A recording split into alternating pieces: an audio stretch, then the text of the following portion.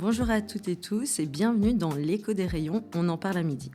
Ici, pas de résumé scolaire, pas de fiches de lecture, juste des bibliothécaires qui discutent culture à la pause de midi. Chaque mois, la bibliothèque explore une thématique et ce mois-ci, on passe à table. Restaurant, cuisine, souvenirs gourmands, films qui donnent faim, livres qui mijotent doucement. On part d'un thème, on choisit un livre qu'on a envie de partager et ensuite, on élargit. Parce qu'un livre, c'est souvent le début d'une discussion beaucoup plus grande et que lire, ça donne faim, oui, mais ça donne faim de culture aussi. Alors installez-vous avec un café, prenez le temps, posez-vous et écoutez. Alors les filles, est-ce que vous avez choisi des livres qui donnent faim ? Oui. Ok, qui se lance ? Amélie ? Vas-y. T'as choisi quoi du coup ? J'ai choisi pas un livre, mais une série. En fait, c'est la série Les Enquêtes d'Anna Swensen de Johanna Fluck. Et donc, le premier, c'est Meurtre et pépites de chocolat. Et à chaque tome, vous avez meurtre et à chaque fois, c'est une pâtisserie ou en tout cas une nourriture différente. Et c'est ce qu'on appelle un policier, mais un cozy mystery. Ok. Donc, c'est un policier qui est beaucoup plus soft, qui se passe... Souvent, c'est pas des policiers ou des enquêteurs, c'est des personnes qui ont un autre métier, qui n'a rien à voir à la base, qui vont faire d'une enquête.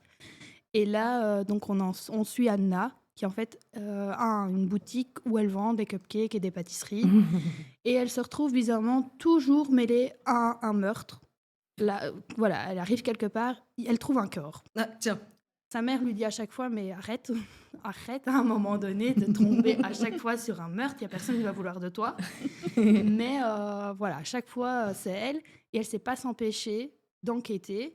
Donc en fait, elle aide son beau-frère qui, lui, est le policier de la ville. Ok. Et elle l'aide à chaque fois à lui donner des indices sans vraiment s'impliquer, mais tout en s'impliquant parce qu'elle ne sait pas faire autrement. Et c'est très, très chouette. C'est très, très léger à lire, ça se lit vite. C'est pas un gros policier sanglant comme on peut... moi, j'aime pas du tout les thrillers et tout. Ouais. C'est vraiment pas ça. Justement, qu'on aime bien le côté un peu suspense, enquête, mais qu'on n'aime pas le côté trop gore. C'est très, très bien. Le cosy, c'est parfait. Et si je peux me permettre, l'avantage aussi avec celle-là, c'est qu'on a droit à avoir les recettes des cupcakes et autres qu'elle fait. Donc, c'est vraiment top parce qu'on a faim quand on les lit. Mais du coup, on peut les faire après. C'est génial. Ah, c'est pas mal, ça. Je les ai jamais testés. Je Non, suis moi pas non assez plus. bonne cuisinière pour ça. Mais ouais, c'est vraiment chouette. Et puis moi, qui est le côté qui adore la romance, il y a toujours des petites intrigues amoureuses dans le livre qui sont très, très bien pour moi. Donc voilà, là, j'ai déjà lu... Il y a déjà 15 tomes qui sont sortis en français. Ah ouais, pas mal quand même. Ouais, c'est vraiment une grosse série. J'en ai déjà lu 6, je crois. Mais voilà, il faut peut-être pas les livres les unes à la suite des autres parce qu'à la longue, ça pourrait être redondant. Mais franchement, quand on laisse passer un peu de temps et qu'on continue à en lire un de temps en temps, c'est vraiment chouette. C'est pour adultes de base. Okay. Maintenant, des ados peuvent très bien le lire. Il y a vraiment rien... voilà, c'est pas sanglant, c'est pas... C'est léger. C'est un peu... souvent, la cosy, on mixe ça un peu après avoir lu Agatha Christie. C'est vraiment du policier assez léger. Ce que j'allais dire, c'est bien même pour commencer à lire du policier, justement, quand on est ado, qu'on s'intéresse au genre. Voilà, ça reste, c'est mignon, c'est... Le cadre est joli, c'est... Voilà, à partir de 14 ans, quand on est bon lecteur, aucun souci, hein, la série passe très bien. C'est ça. La pâtisserie, vous avez choisi quoi ? Moi, c'est pas la pâtisserie. Alors là, moi, c'est le gigot du dimanche. Donc, on s'éloigne un petit peu de la pâtisserie. Le dessert, on fait le plat. Là où je peux rebondir, c'est que ça se passe dans un village du sud-ouest de la France. C'est un roman graphique écrit par Péléaz et illustré par SP qui s'appelle Le gigot du dimanche, édité chez Grand Angle. Et c'est justement ce repas de famille. Moi, vu que le thème de Lisons ensemble de ce mois d'avril, c'est à table. Ouais, je me suis dit, voilà, c'est une couverture où on voit une mamie qui apporte le gigot du dimanche avec visiblement tous les membres de la famille qui sont un peu choqués, étonnés derrière, et un petit garçon qui a l'air d'avoir faim. Et ça résume pas mal. Et donc sur ce gigot, on voit qu'il y a des louis d'or, il y a des pièces d'or en dessous du gigot. Et alors, ça va être tout ce repas de famille du dimanche chez Mémé, que vous avez peut-être connu aussi, ou pas. Mais voilà, ce repas de famille dans lequel Mémé a un secret. Où sont ses louis d'or? Toute la famille va essayer de trouver, de prendre l'info de Mémé, mais Mémé, elle ne dira rien. À part à son petit Pilou, donc, qui est le petit enfant qu'on voit sur la couverture, justement. Le petit Pilou, eh bien, c'est l'auteur de ce qu'il dit. En tout cas, il s'appelle Philippe Péléaz et son surnom, c'était Pilou quand il était petit. Alors, c'est pas une autobiographie. Par contre, il dit clairement que tous les personnages sont inspirés de personnages de sa famille, en tout cas de personnes réelles de sa famille. On a l'oncle raciste qui vote RN. Voilà, c'est en France. Hein, donc, ça parle de Mitterrand, ça parle des présidents. Voilà, donc c'est dans les années 90, je pense.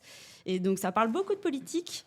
Mais de manière très vulgarisée. Voilà, c'est vraiment les repas de famille où ça finit par parler de politique à tous les coups, parce qu'on a le neveu anarchiste, tous les stéréotypes. Voilà, le tonton raciste, la tantine qui est contente. Donc la gauche vient d'être élue au pouvoir en France, donc ils sont contents, ils fêtent la victoire, et en même temps, voilà, certains membres de la famille sont un petit peu moins contents.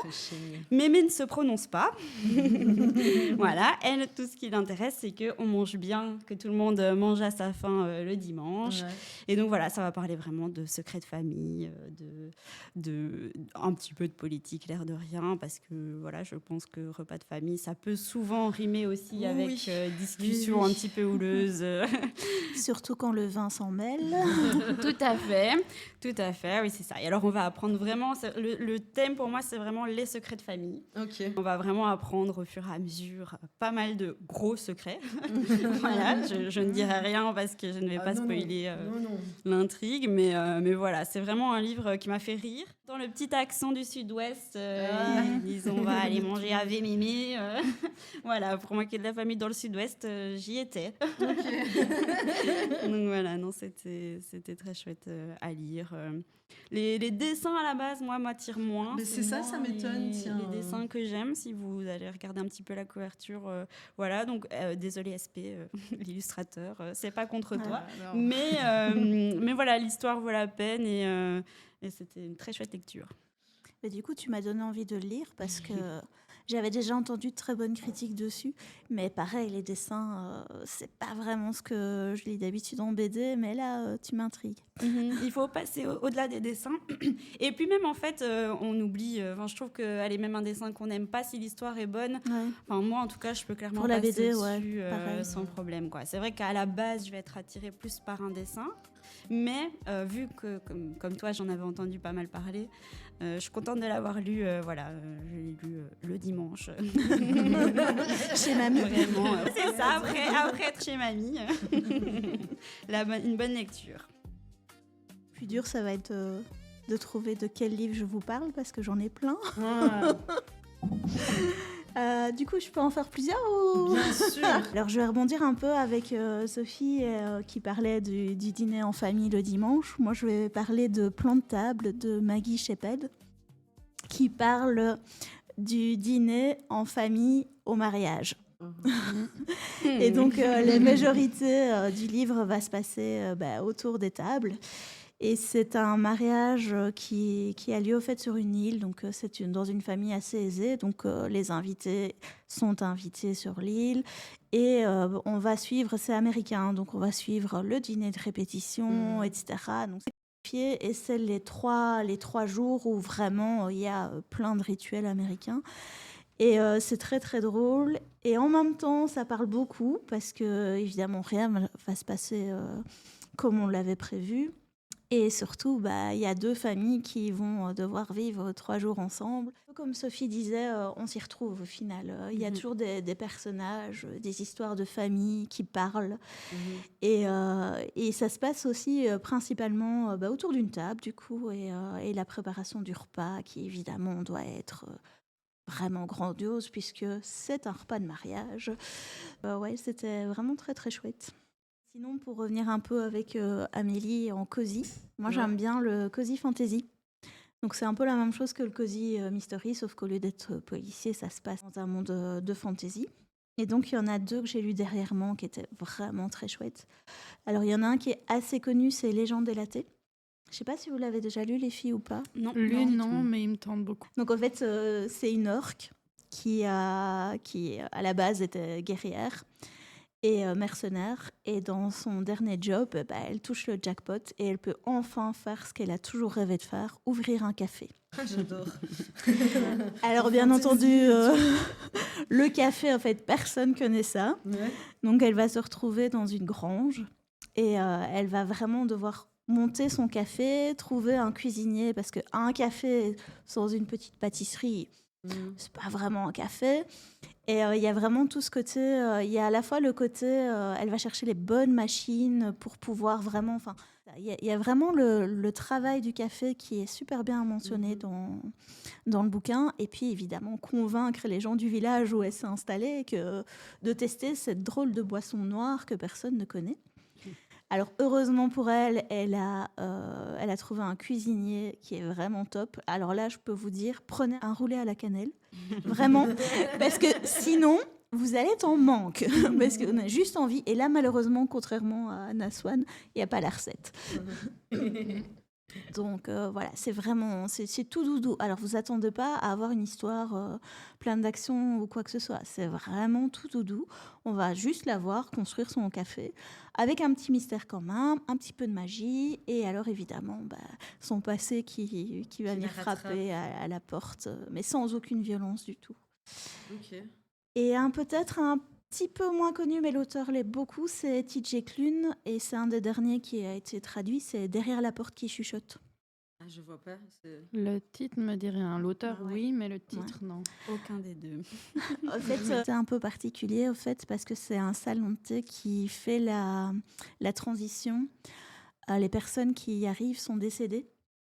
Et donc, c'est la transition avant de partir ailleurs. Ouais, d'accord. On ne précise pas ce qu'il y a avant de partir derrière la porte qui chuchote, qui est Le un moment. purgatoire.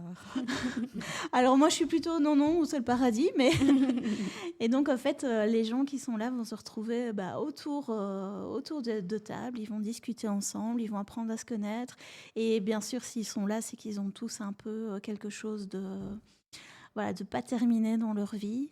Et la personne qui s'occupe de ça, c'est un peu comme un shinigami au Japon. C'est vraiment un passeur d'âme, quoi, au fait. Ok. Mais il y a des âmes qui sont là depuis super longtemps et les histoires sont super chouettes. C'est toujours autour d'une bonne tasse de thé. Et là, c'est un peu comme avec le café tout à l'heure. On a droit à toutes les sortes de thé, du thé blanc, du thé vert, du thé noir, des mélanges, des tisanes. Enfin, vraiment, là, vous allez pouvoir découvrir. Je comprends pas, il n'y a pas un moment où les âmes, elles passent de l'autre côté, elles peuvent rester dans le livre. En fait, quand elles sont prêtes, la porte s'ouvre. Mais tant qu'elles ne sont pas prêtes, elles restent là. Elles restent dans le café. Ok. Moi, Ouais. j'ai une question. Est-ce Mhm. qu'on pleure quand on lit ce livre? Alors, pleurer non, mais bien sûr que tu vas être ému. Ok. Donc, on reste quand même dans le côté cosy. Bien sûr, il y a des histoires qui sont plus tristes que d'autres. Mais franchement, ça reste quand même hyper doudou. Touchant. Ouais. Ça m'intéresse. Ouais. C'est pas mal. Mais l'auteur est vraiment très très chouette. Je ne sais pas si vous en avez déjà lu, mais vraiment, je conseille. Ok, c'est trop bien. En parlant de tout ce qui est shinigami, etc., japonais, moi, je suis tombée sur des bouquins qui reprenaient toutes les recettes à manger chez Naruto, etc. Et donc, c'est la seule base que j'avais comme livre au niveau de « On passe à table ». Il y en a plusieurs. Il y a, tu parlais de Naruto. On a à la bibliothèque, notamment ceux sur Harry Potter. Ça aussi, c'est les recettes. On retrouve le fameux gâteau d'anniversaire d'Harry Potter. On retrouve la bière au beurre. Enfin, vraiment des classiques. Et il y en a plusieurs qui existent. Il y a Naruto, je crois qu'il y a Dragon Ball qui existe aussi. Ouais, alors je pense que je t'avais demandé d'acheter le Ghibli. Je pense que tu l'as fait. Je pense que j'ai acheté le Ghibli. J'ai toujours pas testé les recettes, parce qu'à la base, c'est pour ça que je te l'avais demandé. Mais voilà. Donc, ouais, il y a un Ghibli. Ouais. Et puis, il y a Gastronogeek qui est un peu spécialisé là-dedans. Ouais. C'est quoi? En fait, il reprend des recettes de tout ce qu'il voit un peu partout. Ok. Et c'est édité chez Hachette Heroes. Alors, pas tout, parce que moi, j'ai sa version Harry Potter, mais comme conflit de droit, il a dû faire il a fait un Ulule. Oui. Et il en a fait un autre après sur Le Seigneur des Anneaux. Mais sinon, ouais, il y a plein de... Il a vraiment fait des thématiques. De mémoire comme ça, je pense qu'il y a Zelda. Et à chaque fois, au fait, et sur sa chaîne YouTube, qui est vraiment très chouette, au fait, il reprend des moments dans des animés où les personnages mangent et il refait, au fait. Exactement. C'est fou, ça. C'est ça. Ouais, non, c'est vraiment chouette. C'est hyper gourmand. Donc, parfois, j'ai envie d'un peu alléger parce que voilà. Mais franchement, il faut le regarder. Sa chaîne, elle est vraiment top et il est passionné. Vraiment, ça donne envie. Ghibli et tout, quand je les vois manger, genre dans le voyage de Chihiro, où ils sont là en train de manger, je suis là, oh my god. Ou alors dans le château ambulant. Oui, aussi. Même l'omelette qu'elle fait au-dessus de Calcifer, t'as juste envie d'aller la goûter. C'est ça, alors que c'est juste une omelette classique. Quoi. T'es là, Ah non, les omelettes japonaises, c'est pas des omelettes classiques. Non, hein. non. Sinon, ce serait trop facile à refaire. Non. Ils ont des ingrédients quand même. Le umami japonais, ce goût. Voilà, c'est vraiment... ils ont des ingrédients clés qui mettent un peu dans tout, en fait, et qui donnent... Oui, le soja a ce goût umami, il me semble. Entre Non, la autres. sauce soja. Entre autres, le sésame. Ah ouais, ok. Il y a d'ailleurs, moi, les crêpes japonaises, enfin, omelettes et tout ça. Alors, je vais faire ma vieille, mais c'était dans Lucie, Amour et Rock'n'Roll. Je sais pas s'il y en a une de vous qui l'avait. Non. Ça ne m'étonne pas du tout, c'était dans le Club d'eau, tout ça. Ah oui. Mais voilà. On est de la génération blabla, nous. Pas Dorothée. C'est ça. Mais en fait, le papa de Lucie, il est cuisinier et sa spécialité, c'est vraiment les omelettes. Et il cuit ça sur les plaques qu'on a parfois dans les restaurants japonais. Ok. Et franchement, c'est le truc. À chaque fois que je le voyais, je rêvais au fait de pouvoir rentrer, aller m'asseoir, goûter. Avec en plus, il y avait le chat Roméo qui est bien dodu et tout. Et je me disais, je voudrais tellement aller là-bas m'asseoir avec Roméo à côté et manger cette omelette qui a l'air tellement bonne. Je me demandais si vous testiez souvent des recettes que vous voyez sur les réseaux. Alors, il y a recette et recette. C'est-à-dire que ça dépend de la difficulté de la recette. Moi et la cuisine, on n'est pas très, très copains. Alors, la base, ça va. Le reste, non. Donc, j'ai souvent envie, mais je le fais pas. Parce que je sais que ça sera foireux. Voilà. Ok. Et toi, Nancy? Alors moi, j'ai la sale manie d'enregistrer tout. Quand je vois sur Insta, par exemple, j'ai une collection de recettes. Et puis, quand je dois trouver une recette, j'ai des livres de recettes à la maison, mais je tape sur Google, genre j'ai tel aliment, et puis je finis par faire une recette en ligne, alors que j'ai tout ce qu'il faut à la maison. Mais ça, c'est tout le monde, je crois. Les livres de recettes, c'est chez tout le monde maintenant. On en achète parce qu'ils sont bien, on se dit on va l'utiliser. Ils sont beaux, non, surtout. on prend Ouais, le téléphone. C'est des jolies C'est ça. photos. Et toi, du coup? Alors moi, c'est la tradition, on essaye une recette par semaine, une nouvelle recette. Donc elles viennent de TikTok, d'Instagram, souvent l'un des deux. Donc j'ai aussi mes fameux enregistrés sur les deux réseaux et une fois par semaine, je vais dedans et on teste. Alors il y a des échecs cuisants parce que comme toi, Amélie, j'étais pas très douée en cuisine, mais je pense que c'est en faisant qu'on apprend surtout la cuisine. Totalement. Donc là, ça fait quelques années quand même que j'essaye de sortir un peu de ma zone de confort parce que sinon, on faisait les 10 mêmes repas en boucle dans le mois. On se faisait. Et donc, voilà, on a ce truc de faire une nouvelle recette par semaine. Si jamais ça peut vous inspirer. On est très contents depuis qu'on fait ça. J'avoue, c'est pas mal. Ça pourrait. pas mal. J'ai toujours un problème de compagnon qui ne mange rien, mais... Non, mais nous, Je on n'ai pas mange. ce Hein. problème. Tu peux amener, on goûte, hein, pas de souci. Quand on doit cuisiner pour soi, c'est compliqué. Ça donne moins envie de cuisiner pour une famille. Quoi. Et niveau resto, du coup, vous faites souvent des restos gastro. Et vous avez déjà fait des restos gastro? Jamais. Non. Semi-gastro, oui, mais gastro, non. Et vous allez souvent au resto? Je vais au resto, mais c'est encore une fois, j'ai un problème de compagnon qui ne mange rien. Donc, je vais toujours au même. Ouais. Avant de choisir un resto, je regarde la carte pour être sûre qu'il mangera quelque chose à la carte. Normal. Donc voilà, les gastros, j'adorerais, mais en fait, ils ne mangent rien chez les gastros. Donc voilà, ça c'est mon grand problème. C'est moi qui suis difficile et végétarienne. Alors maintenant, je remange du poisson. Je suis presque végétarienne, mais pendant 12 ans, je ne mangeais ni poisson ni viande.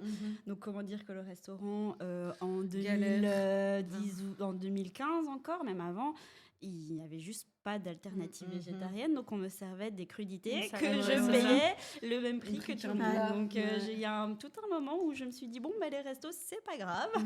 Et là, maintenant, de plus en plus quand même, je pense que le végétarisme, c'est beaucoup plus démocratisé. Et que, par contre, dans les gastros, alors oui, on peut dire qu'on est végétarienne et ils nous préparent sûrement, en tout cas toutes mes copines qui ont fait régulièrement me le disent, ils adaptent les plats, mais par contre, tu payes le même prix que l'autre personne qui va manger de la viande pour des produits qui sont quand même de base moins chers, mais qui doivent acheter en plus petite quantité. Donc forcément, je comprends tout à fait.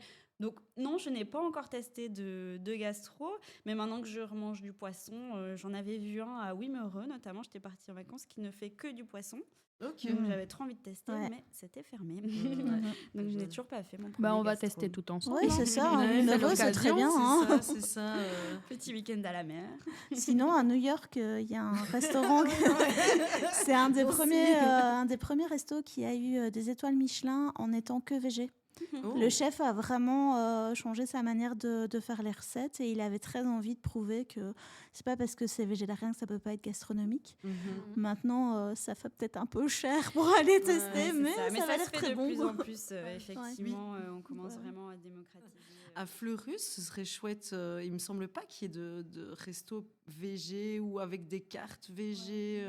Il y a le Kémé qui fait vraiment. Donc il est vietnamien. lui. Vietnamien, ouais. Juste en face de nos locaux. Pas loin de chez nous. Et ouais, ils ont. Alors, moi je mange végétarien aussi, mais en général, c'est comment les petits trucs blancs Les pousses de soja. Non, le tofu, merci Sophie. Je suis pas très fan du tofu, mais j'étais allée avec Elodie, qui est aussi végétarienne, et elle m'avait fait goûter. Et du coup, de temps en temps, je prends leur nouille au tofu, parce que vraiment, ils le cuisinent super bien. Mais c'est vrai qu'on a une collègue Darcy, Oui. pour ne pas la citer, qui elle ne mange pas non plus de poisson, et c'est très compliqué de trouver un restaurant dans lequel elle peut avoir une alternative correcte. Effectivement, dans Fleurus, on doit sortir de Fleurus. Mais même à Charleroi, il n'y a pas des masses. Ça commence. C'est déjà plus facile. C'est déjà plus facile. Mais ça reste il y a basique. plus de propositions. Oui, c'est ça. Même en burger végé à Charleroi, il y en a énormément. Si, ça quand même. J'ai jamais Faudrait que tu me donnes goûté. des adresses. Avec plaisir. D'ailleurs, en parlant de ça, on n'a toujours pas vu et on n'a pas discuté de tout ce qui était série. Alors, je ne sais pas vous ce que vous avez déjà vu. Moi, à part Top Chef et la série Hannibal. Au petit écran, je regarde rien d'autre. Ouais, Hannibal. Si. Et c'est hyper léché comme image. C'est très beau, c'est très fin. Ça donne à fond envie de manger. Sauf que ils mangent des humains, quoi. J'étais là, d'accord, ça j'ai loupé. Non, c'est bien adapté. C'est Mads Mikkelsen, il est magnifique, il est génial, vraiment, il est beau, il est propre, c'est sublime à regarder. Et il te prépare des plats encore plus sublimes et léchés que lui, mais c'est des êtres humains, quoi. Ça donne vraiment C'est envie de- vraiment, je te jure, oui. Ah non, moi je peux pas. Peut-être Le que- cannibalisme, c'est vraiment ma limite. Ça va peut-être pas donner envie à la Non, végétarienne voilà, que tu es. en général, mais alors la viande humaine. Ah non, c'est fou, Non, quoi. mais ouais, franchement, je trouve que pour avoir lu les bouquins en plus, je trouve qu'ils ont vraiment bien adapté, parce que c'est pas du tout avec Clarisse comme dans les films. C'est Dragon Rouge, si mes souvenirs sont bons. Et vraiment, ils ont super bien adapté ça. C'est le tout début, au fait. C'est au début où il commence. Il n'a pas encore été arrêté. Ok. Et vraiment, en fait, c'est hyper... Enfin, je suis comme Soukaina, vraiment, si vous aimez le genre. Hein. Et alors, c'est pas toujours de la viande humaine, parce qu'il y a quand même la cuisson. Il met quelques arobates Voilà. au-dessus de Il y a toujours le doute Mais, quand c'est de la viande, de qu'est-ce sais que pas. c'est comme viande, non, quoi. moi, Tu je- vois. Mais alors, je l'ai vu il y a un moment, mais il me semble que c'est moins gore que le film. Je sais pas si c'est juste Hannibal, une idée. oui, hein, Ouais. c'est bien moins gore. C'est vraiment l'image est léchée. Il Elle n'y a est pas léchée, c'est d'autres vraiment mots. ça. J'ai pas d'autres Et qualificatifs. dans la saison 2 ou 3, je sais plus, il y a Gillian Anderson qui apparaît avec un rôle, mais vraiment, enfin, j'adore cette actrice. Et ce rôle-là lui va à merveille. Donc vraiment, ouais, si vous aimez ce genre de série, faut Faut Ok. foncer. Bon, est-ce que je peux conseiller une série où les plats sont vraiment mangeables? Et alors, en parlant d'images léchées de nourriture, c'est vrai, série, j'essaye de convaincre tout mon entourage de la regarder. C'est De Bear. Ah oui, mais oui. Voilà, Oui, je vous non, en ai mais elle déjà est parlé. ultime. Elle est ultime. Elle est ultime. Disponible sur Disney+, mais avec notamment Jeremy Allen White. Voilà, je ne sais pas, je sais que Nancy, tu n'aimes Non. pas trop cet acteur. C'est pour ça que j'ai pas que regardé la Ok. série. Voilà, moi je ne le connaissais pas en toute honnêteté avant d'avoir regardé De Bear, mais j'en suis complètement fan à l'heure actuelle. Ça, c'est une de mes séries préférées, vraiment. Donc c'est les Berzato, c'est une famille italienne en Amérique. Qui c'est un frère saute la vie, voilà, ça commence comme ça, et son petit frère reprend son resto. Voilà, il a un resto, je ne sais plus, en banlieue, je ne sais plus où, voilà. Un genre de snack comme ça. C'est ça, tout à fait, un snack, un genre, on dirait un grec ici, un snack, il va le reprendre, et en fait, le petit frère, bah, lui, il a fait des études vraiment il est chef cuisinier, et donc il veut ouvrir un grand restaurant par les gastro, voilà, lui, il veut en faire un restaurant, il veut avoir les critiques des plus grands des critiques culinaires américains. Et donc, il va tout donner dans ce restaurant. Et les images de nourriture sont vraiment Très belles aussi, ouais. magnifiques. Magnifiques. Et alors, je pense vraiment avec ce thème de à table à un épisode, pareil, je ne spoilerai rien, mais c'est l'épisode 6 de la saison 2. J'ai regardé, donc il s'appelle Poisson. Qui se passe à table de A à Z. Donc en fait, De Bear, c'est souvent des plans séquences. Donc c'est des épisodes d'une demi-heure, plus ou moins. Une demi-heure de plan séquence. Et là, c'est un plan séquence d'une demi-heure d'un repas de famille qui part en cacahuète. C'est des Italiens, voilà. Fou, pour être c'est italienne, un repas de famille, ça ne peut pas se finir sans une dispute, sans quelqu'un qui crie, quelqu'un qui pleure, voilà. Mais là, c'est la totale. Il y a tout. Ça finit vraiment en beauté. C'est en plus. incroyable. C'est vraiment un ouais. épisode qui m'a marqué, un de ces épisodes comme ça où voilà. Tu m'as dit à table, j'ai tout de suite pensé à cet épisode de De Bear. Ouais, voilà. alors maintenant que tu m'as dit que les épisodes faisaient que 30 minutes, je vais tester. Honnêtement, bon après voilà, j'ai recommandé à plusieurs personnes, tout le monde, c'est pas unanime, c'est partagé parce que c'est très intense comme série. Oui, c'est à la se passe cuisine, beaucoup de c'est choses. beaucoup à la ça. cuisine, l'ambiance cuisine, C'est un de petit peu anxiogène stress, en fait, c'est ça. Vraiment. Il faut le repas doit être servi en fait, tout simplement, un peu comme ça se passe dans certaines cuisines, et donc ça crie, ça se brûle, ça voilà, c'est vraiment. Et puis au début, l'équipe n'est pas du tout formée à la cuisine, donc du coup il y a une grande dichotomie entre le chef cuistot, donc l'acteur principal, et son équipe qui doit continuer à avancer quoi avec lui. Et d'ailleurs, c'est très chouette parce que ça se retourne très bien. Je me tais, je ne dis pas plus, mais je trouve l'histoire pas mal. Ouais. Ouais, non, c'est des épisodes marquants. En tout cas, moi, voilà, j'aime beaucoup la DA, j'aime beaucoup la manière dont c'est filmé. Les acteurs sont tous, mais on y croit, ils sont excellents, quoi. Franchement, moi, je suis plongée dans cette cuisine et je regarde comme si j'étais au milieu de la cuisine. Une et petite que souris. j'assistais vraiment à la préparation de ces repas, de ces services. C'est vraiment...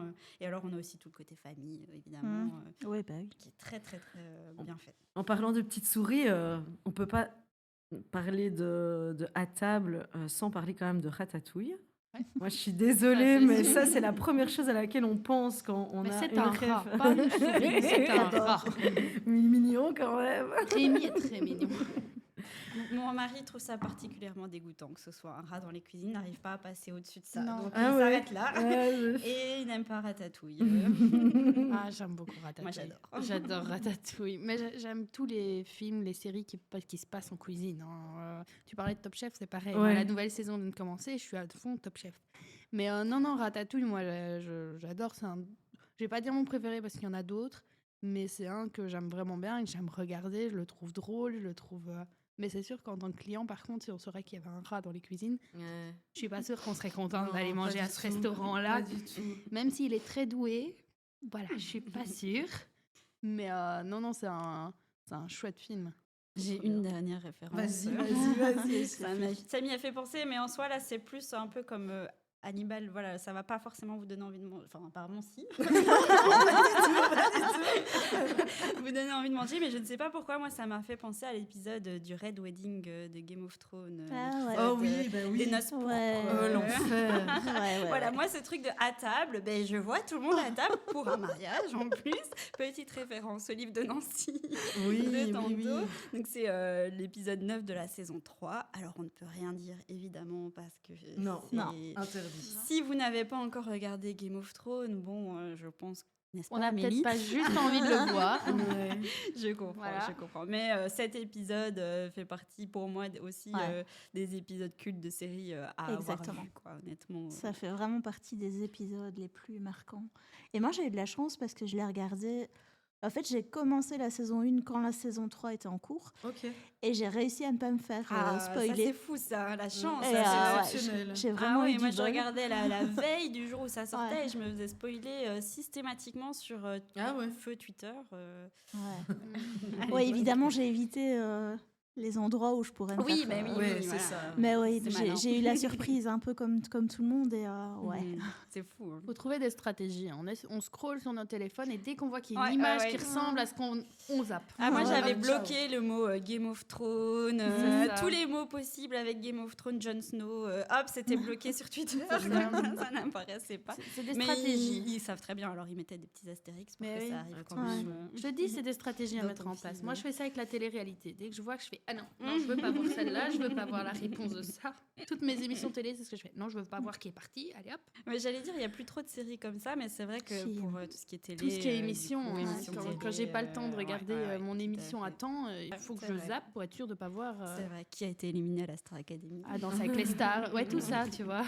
Et puis, il y a de plus en plus de séries qui recommencent à prendre le côté un épisode par semaine.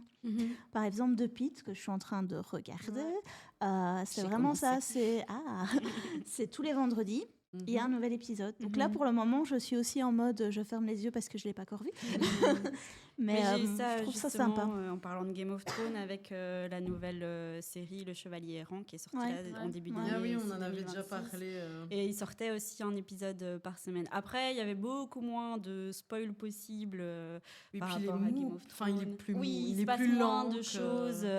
Donc voilà, c'était plus compliqué de se faire spoiler. Mais c'est vrai que c'est chouette d'avoir ce truc de retrouver toutes les Ouais. semaine, d'attendre. Ah, c'est lundi, on va Alors, avoir c'est son pas qu'on doit épisode, attendre une heure précise, mais au moins, on sait qu'on a un jour où c'est Mhm. le jour où on va pouvoir avoir notre nouvel épisode.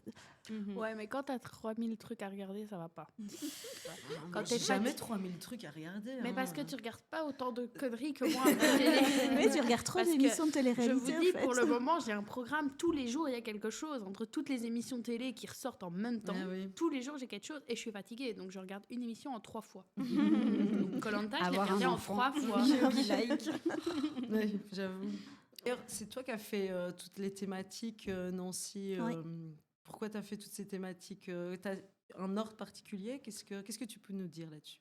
Au fait, les thématiques, ce que j'aime bien, c'est pouvoir faire sortir des livres, des rayons qui sont parfois, voilà, que je trouve assez sympas. Et ça permet aussi aux gens de découvrir autre chose. Et souvent, dans une thématique, on sait mettre du policier, de la fantaisie, du terroir, du contemporain. Enfin, ça part un Ok. peu dans tous les sens. Et donc, il y a quand même dans les romans du terroir, notamment, il y a pas mal de choses à faire. La thématique du mois de mars, c'était assez évident, vu que Darcy nous quitte malheureusement. Mhm. Un petit hommage à Darcy en parlant de tout ce qui est travaux du fil. Ouais.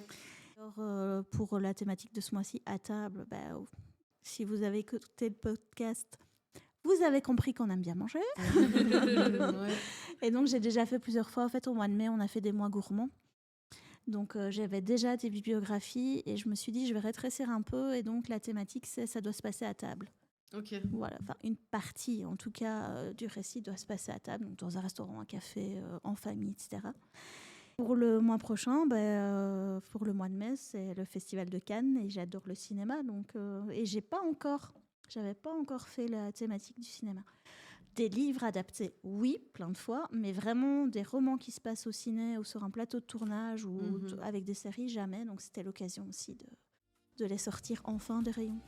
Je sens que Nancy est une grande aficionados du quai 10 Ouais. à Charleroi.